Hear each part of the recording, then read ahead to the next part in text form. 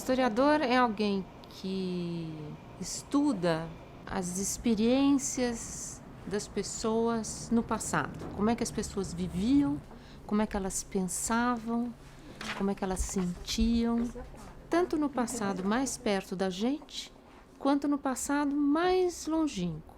E talvez quanto mais longe, mais interessante é. Na verdade, é uma viagem como se fosse a um país desconhecido, porque ele tem uma série de informações, as informações dele, daquilo que ele traz em termos de formação intelectual, etc. Mas, ao mesmo tempo, ele tem que descobrir o que é aquela sociedade e tentar interpretar como ela funciona. Quando a gente tem, assim, pessoas que viveram há pouco tempo, é mais fácil. A gente pode perguntar, né? Pode perguntar para a avó, por exemplo, para o avô, como é que era no tempo deles, o que eles faziam. Mas quando as pessoas já morreram, não estão mais aqui, como é que a gente fica sabendo? É da mesma maneira como a gente tem, às vezes, guardado na nossa casa. A gente tem fotografia da família, a gente tem... A mãe guarda, às vezes, o sapatinho, né? Enfim, essas coisas todas que fizeram parte da vida de alguém, os textos que foram escritos, os documentos de identidade, os objetos, hoje em dia a gente tem câmera, pode gravar.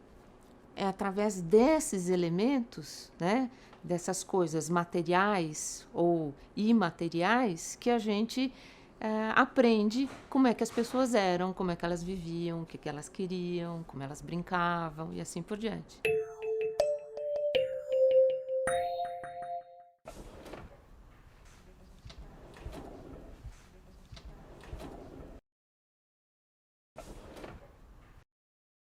São jornais, revistas, são muitos periódicos do Rio de Janeiro. Nós nem temos o suporte em papel. Muitas vezes a gente só tem o microfilme mesmo. Nós temos aqui revistas e jornais do início do século que, quando foram feitos, visavam o quê? O entretenimento da pessoa naquele momento, mas que alguém guardou e ele se tornou fonte histórica para estudar aquela época. Podem ser fontes escritas, memórias, podem ser fontes oficiais, podem ser até às vezes são fontes que não são puramente numéricas, por exemplo, estatísticas. Fontes também são fotografias, quadros, filmes, cartazes, enfim, praticamente tudo pode servir como fonte.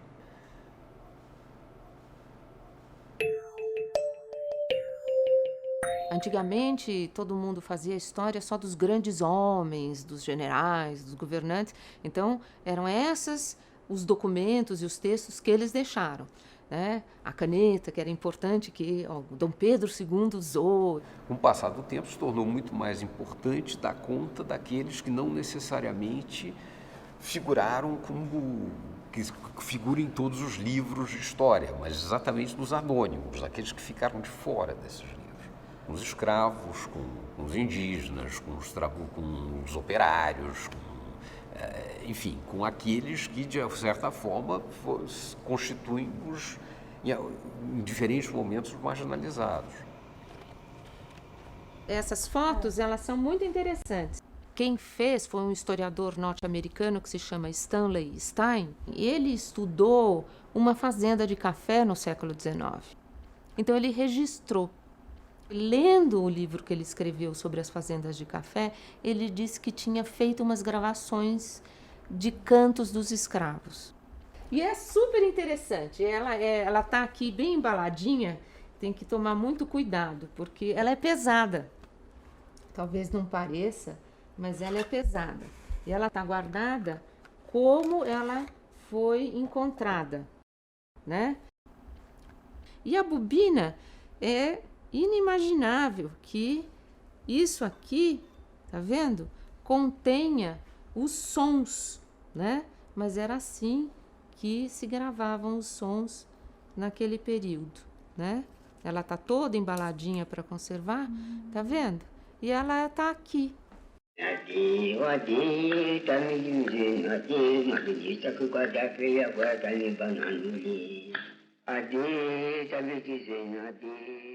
É um documento histórico, né?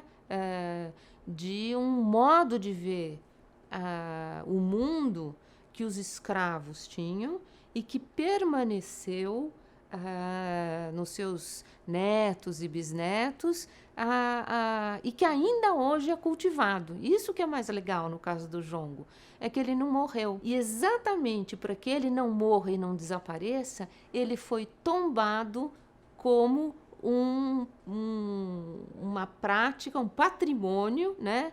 Uma prática imaterial que precisa ser preservada. Isso que não tem uma existência direta, que não é papel, que é o texto que está no papel e tudo isso, foi se chamando imaterial, né?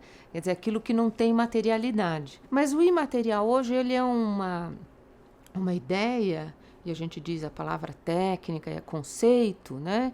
Que é mais amplo. Vem também dos costumes, dos hábitos, das vivências, das crenças, né? Então, hoje em dia há um movimento muito grande para que a gente preserve esses hábitos, essas formas de viver, de sentir, de acreditar, que não estão documentadas de forma nenhuma, que não estão registradas de forma nenhuma. Não estão no papel, não tem foto, não tem gravação.